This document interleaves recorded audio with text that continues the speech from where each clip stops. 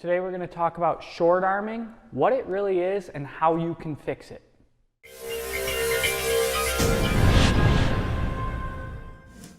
Hi guys, Max Wardell, overheadathletics.com. I wanted to come at you guys today with a little video on short arming.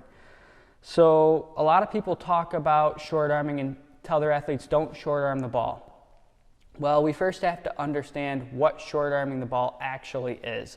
So I have a softball player here on the screen. I actually worked with her and her twin sister. She is an athlete where you would say this athlete is short arming the ball.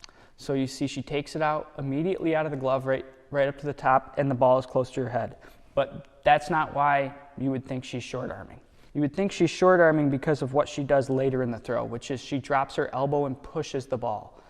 Now if you were to watch that at full speed with the naked eye, it looks like she's short arming the ball. And you might say, don't short arm the ball. And what do athletes typically do to not short arm the ball? They take the ball farther away from their head. And then they end up in a position where they're potentially adding more inertia to the throw, a larger inertial moment, and they're putting their elbow in more of a lax or loose position where the bones can slide on each other more. The same thing with the shoulder. As someone who works with injured athletes, I've seen this verbal cue result in potentially more injuries than any other verbal cue that throwing instructors and coaches and parents tell athletes. Don't short arm the ball. What we actually want to do is identify what we can do in the throw to make sure they're placing their elbow and shoulder in a stable position, at the same time increasing the efficiency of their throw. When this athlete throws, it's short, right? The ball's in close and then she pushes it. Well, when we actually watch her follow-up throw here, she lifts the ball in a similar way. The ball is in close to her head, but what she does from here is very, very different than the other throw. So she actually goes up and over and pulls the ball down out in front, and you would no longer call that a short arm. Because she's using her lat, she's going up and over. The short arm is actually that little push where she goes like this. In this throw, it's much more efficient.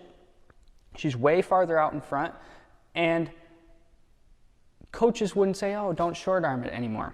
If we watch an elite thrower, we know that high velocity elite throwers do bring the ball closer to their center of rotation. You can see this in Aroldis Chapman. You can see this in Nolan Ryan. You'll see this in, look where the ball's at, all of the elite level throwers in softball and baseball. And I could show you a ton of examples. The list goes on, but the ball has to come closer to the center of rotation to protect the elbow and the shoulder and to allow the athlete to throw as hard as they potentially can. Just to compare the two side by side here, just so you can kind of get a little bit better visual representation if you're having difficulty seeing it. You can go on the side here closest to me, and you can see where she drops it down and pushes it, and then about a week later, how she's out in front. If I had one coaching takeaway from this video, it is don't tell all your athletes not to short arm the ball. Instead, send them to someone who specializes in the biomechanics of the throw and can evaluate what's potentially going on, and then go from there and make a intervention progression that the athlete can implement so that they don't make the wrong choice in how they change their mechanics and end up in that position where they're dragging their arm. If you're new to our channel, make sure to subscribe.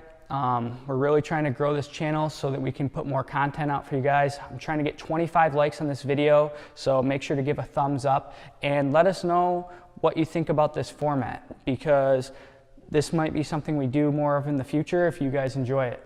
So let me know in the comments section below, and if you have any other questions or you want to check out any of our throwing progressions or throwing programs or corrective exercise progressions, check us out at overheadathletics.com.